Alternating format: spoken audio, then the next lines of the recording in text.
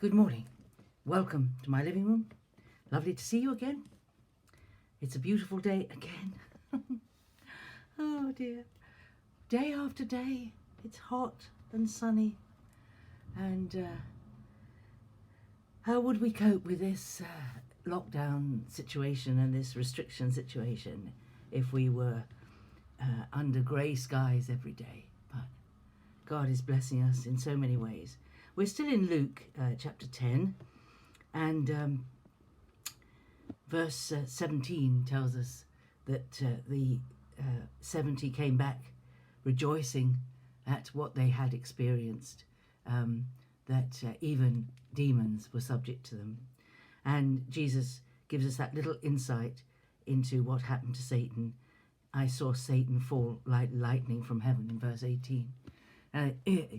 It is worth at some point doing a study of the scriptures that tell us little bits and pieces about who Satan is and what he's like, and where he came from and what happened to him. But they're scattered throughout the scriptures, and the purpose of the scriptures is not to teach us about our enemy, except to tell us enough to know how to fight him, and to know that he's a defeated foe, and that he will flee from us if we resist him when we submit to God. But I don't want to focus on the enemy, except to say the next verse says, I've given you authority to tread on serpents and scorpions and over all the power of the enemy, and nothing will hurt you. This is a great comfort. The enemy has no power over us unless we give it to him. Jesus has kept us safe.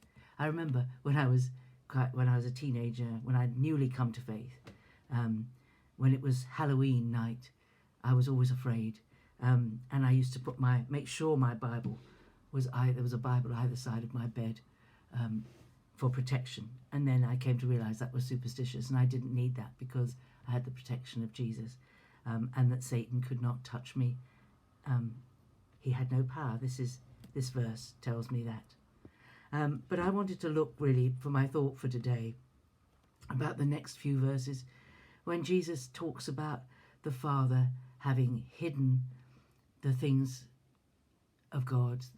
I think he's still musing in these verses on the amazing thought that there are places that he's been and places he's done things and spoken things who still don't respond to him, who still turn their back on him.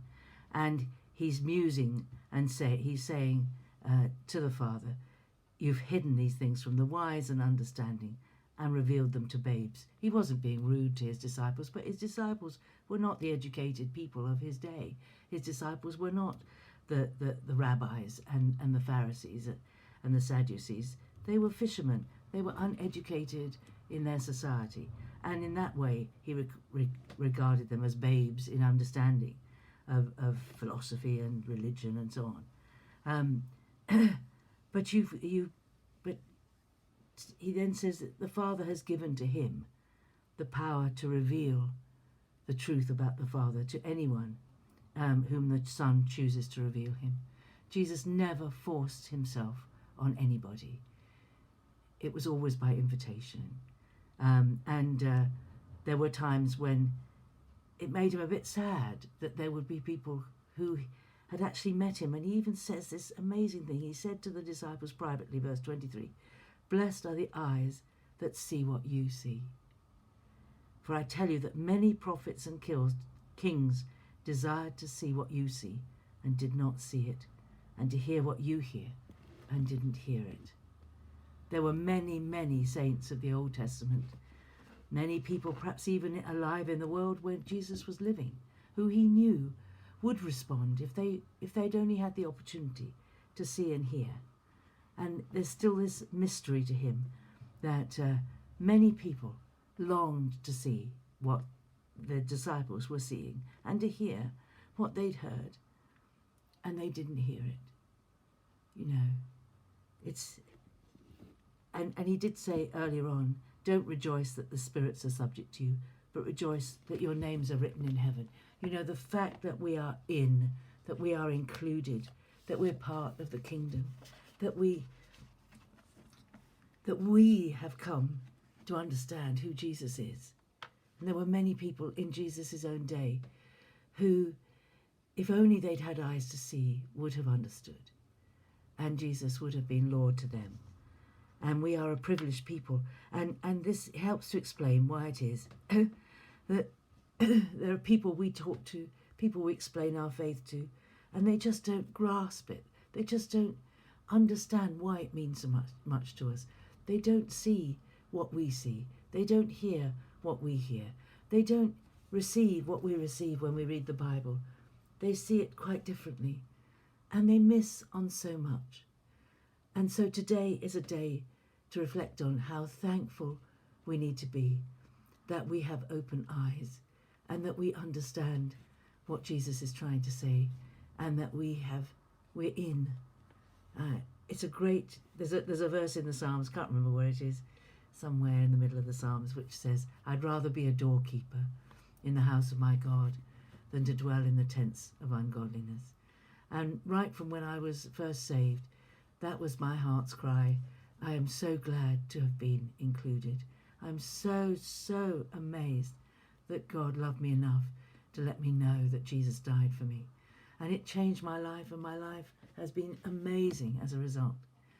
And I'm so thankful every day that His grace was extended to me, and that I was able to see and understand what many people who actually saw Jesus did not understand.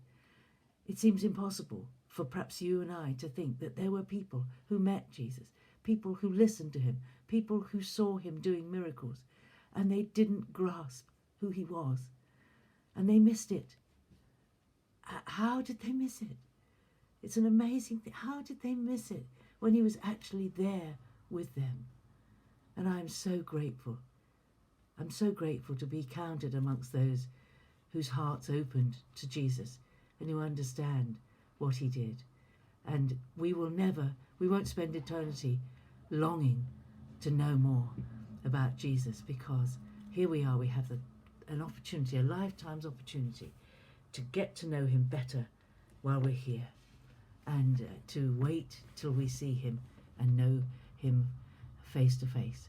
But we are a very privileged group of people. Be blessed today as you think about the grace God extended to you and how wonderfully gracious Jesus is. And I'll see you tomorrow.